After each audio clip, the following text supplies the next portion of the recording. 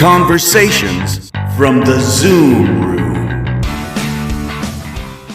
Hi everybody, Bill here, reporting to you live from Art Alley on Cedros Avenue. This is right next to our office. Such a cool place to be. In this new episode of Conversations from the Zoom Room, featuring David Friedfeld, we're going to hear him talk about Reopen Eye Care, the Vision Council's new initiative to help practices get back on their feet. He's going to talk about changes within the Vision Council. He'll share his sales predictions for the industry for the rest of the year. He's also going to expand on something very interesting called extinction thinking, so listen up. And last but not least, he's going to tell us what French toast for dinner is all about. Enjoy this episode of Conversations from the Zoom Room.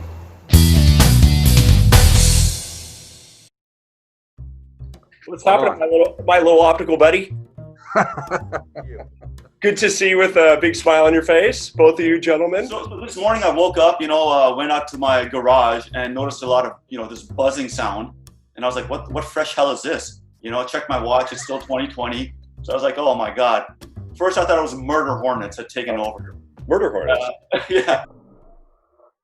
Thankfully it was just bees, so I got a swarm of bees in my garage right now. I got to figure out what to do about them.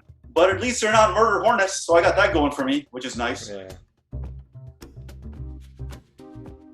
For you, David, we know that you just came off of another webinar, right? I did. Reopen. You want to tell us some of the highlights of that initiative?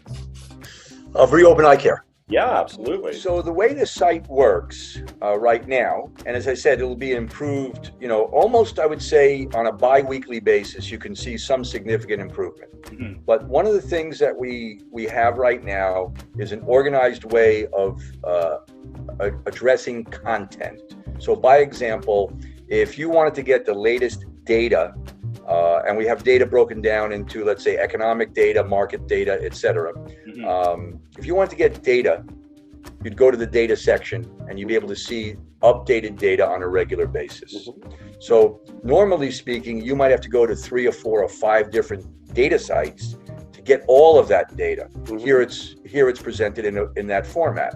If you wanted to go to, say, regulations and rules, and you wanted to find out the latest about guidelines or federal guidelines and rules, or any new legislation that's passed, or maybe guidelines for PPE, et cetera, you'd be able to organize yourself right under that in looking at the subheaders.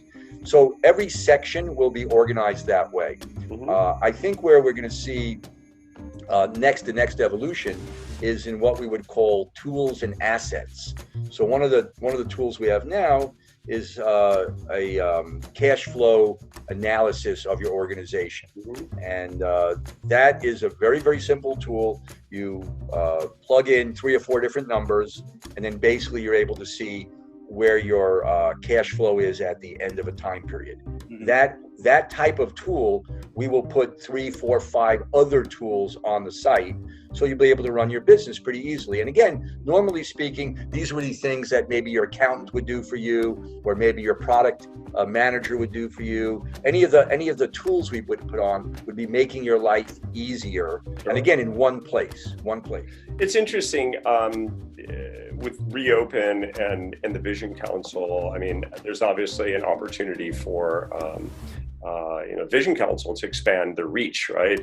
Vision Council's a great organization. I think it's just getting better and better as time goes on. How do you feel that this initiative, plus some other things the Vision Council is doing kind of in response to COVID, will change that organization? And the Vision Council, as you know, is a member organization. Yeah. Membership dues, if you will, most are generated, about 80% or more, are generated from the shows. Mm-hmm. The shows change in any way, shape, or form. Then the membership, the funding will change. Mm-hmm. And the same thing is true for what the members want. I think right now, for example, the Vision Council's mission, if you look at their mission statement, it's not to protect the viability of the members going forward. Mm-hmm. And in fact, the lobbying arm of the Vision Council is a small lobbying arm, government regs, et cetera. Yeah. That may be something that grows if they wanted to have a bigger influence in the marketplace. Education can grow dramatically because they have a tremendous education facility.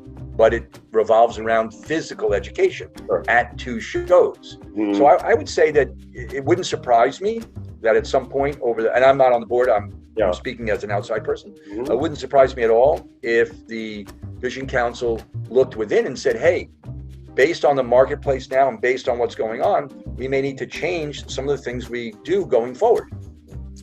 It's questions about overall sales of our industry.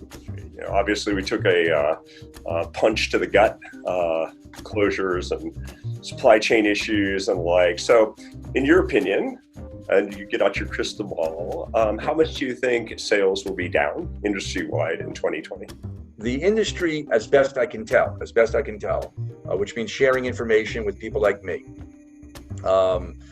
was probably at 10%, somewhere between 7 to 13% per office in the month of April. Mm-hmm. So compared to last April, in the month of May, most people would tell me they were somewhere between 15 and 30% of the previous year.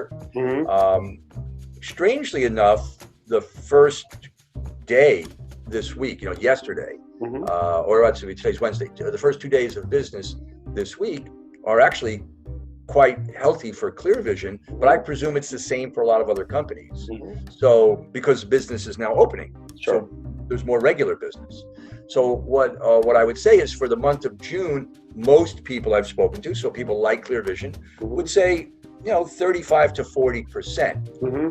and I would say these are comfortable estimates. The challenge is these are the smaller months. Yeah. Now, if we said, okay, we're going to return to regular business, 90% off in December, we truly don't know those 3 other factors that I mentioned. What's the government going to do? Mm-hmm. What's the virus going to do? Yeah. And what's the consumer demand? Right now, I think the consumer demand is up high. Anecdotally, I'd love to say, I think the industry will be off 50 or 60 or 70% or 30%. Mm-hmm. But I think the best way to do it is look at it month by month Mm-hmm. and see if things are going in the right direction, you improve a little bit.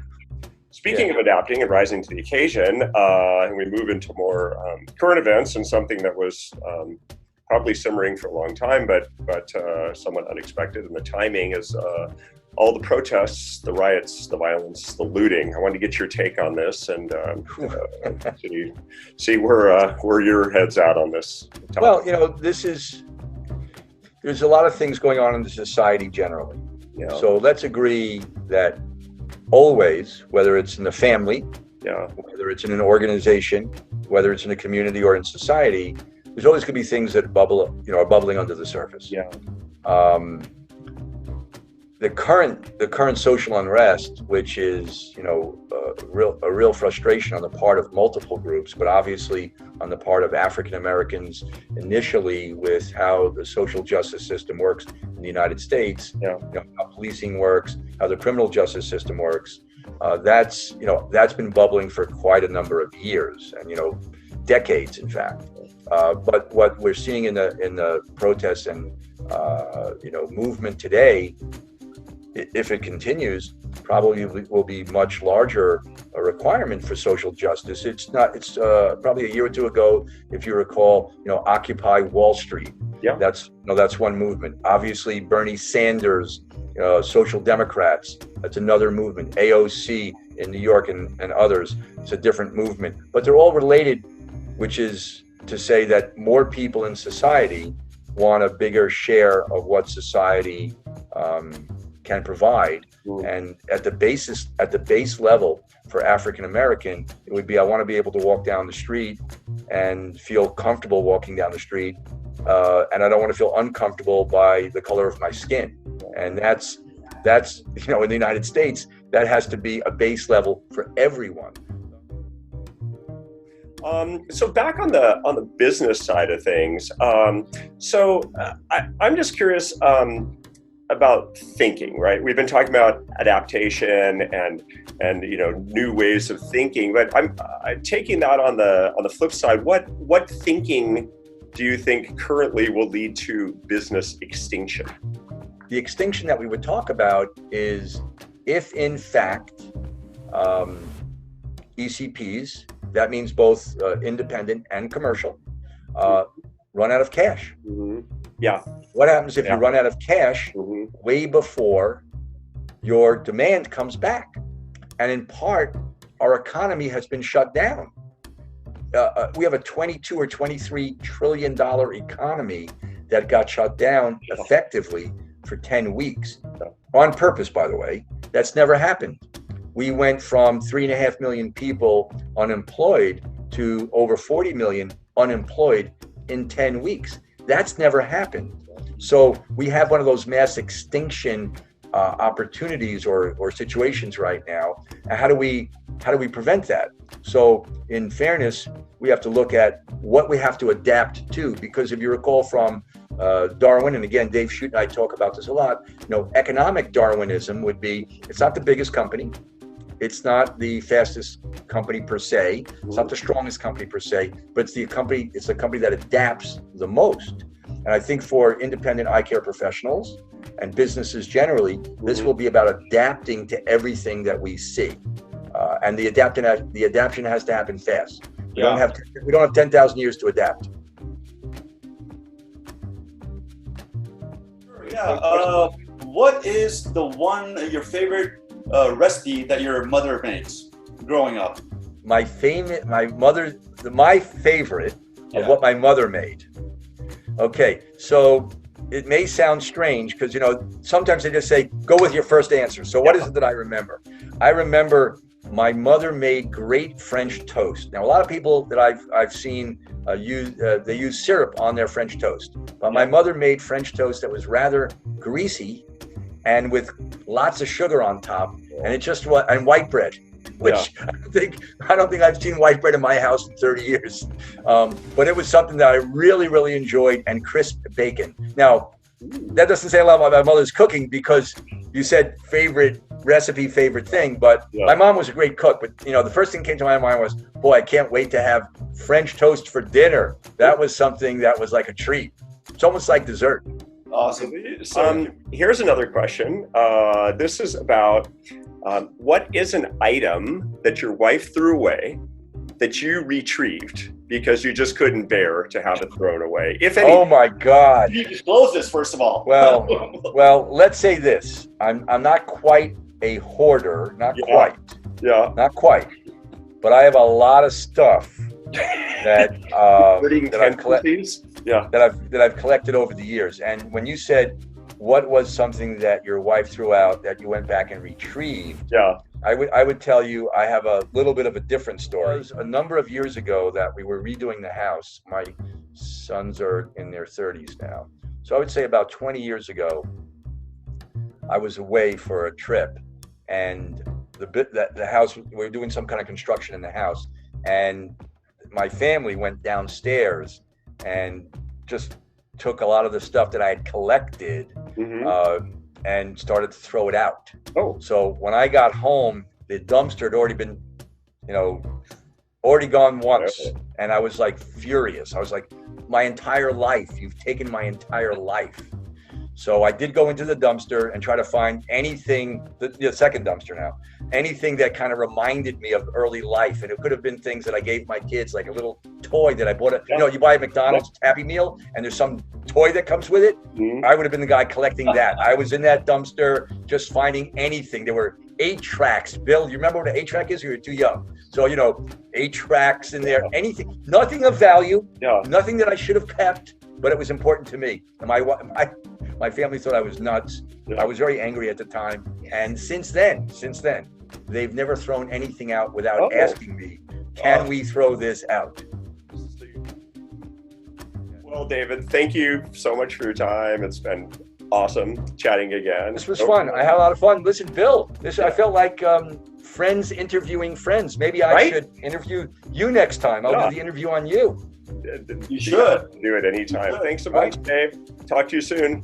Take care, buddy. Thanks for everything. Appreciate it. Thanks for inviting me. All right. Bye-bye. Bye.